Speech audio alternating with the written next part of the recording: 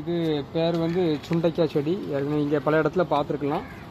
இந்த சுண்டைக்காய் செடி பார்த்திங்கன்னா இந்த மாதிரி முள் செடி மாதிரி தான் இருக்கும். வேலி பயிராகவும் நம்ம இதை வச்சுக்கிடலாம்.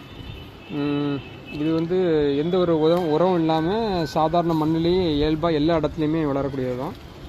இந்த சுண்டைக்காவை பார்த்திங்கன்னா, இந்த சுண்டைக்காவை ஒரு 5 சுண்டைக்காவை நெய்யில் வரட்டி காலையில் வெறும் வயிற்றுல சாப்பிட்டுட்டு இருந்தீங்கன்னா உடம்புல வந்து ஹீமோக்ளோபினுடைய அளவு வந்து இன்க்ரீஸ் ஆகும்.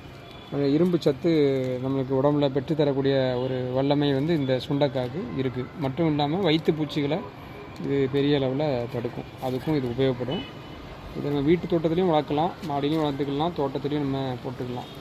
இதனுடைய முறை பார்த்திங்கன்னா, நம்ம இதை பயிரிடாத மாதிரி இருந்ததுன்னா நம்ம நாற்று நம்ம சீடு விதைக்கக்கூடிய அந்த ட்ரே எடுத்துக்கிட்டு இந்த சுண்டைக்காவை நம்ம வந்து ஒரு தண்ணியில் வந்து இதை நல்ல முத்தின சுண்டைக்காவை பார்த்து எடுத்து நடுத்தர வயது உள்ள செடியிலேருந்து அந்த விதையை எடுத்து அதை நம்ம கசக்கி அந்த தண்ணியில் போட்டுக்கிட்டு தண்ணியிலேருந்து மிதக்கூடிய விதைகளெல்லாம் தூர போட்டுட்டு அடியில் தங்கக்கூடிய அந்த விதைகளை மட்டும் நம்ம ஃபில்டர் பண்ணி எடுத்து அந்த விதையை நம்ம காய வச்சு கொஞ்சம் சாம்பல் சேர்த்து ஒரு வெள்ளை துணியில் போட்டு அமாவாசையினுடைய இரவு பனிலையும் அடுத்த நாள் காலைல வெயிலையும் அதை காய வைக்கலாம். வச்சா அதனுடைய உற்பத்தி திறன் வந்து அதிகமாக இருக்கும். இது ஒரு நாட்டு சுண்டைக்காய்.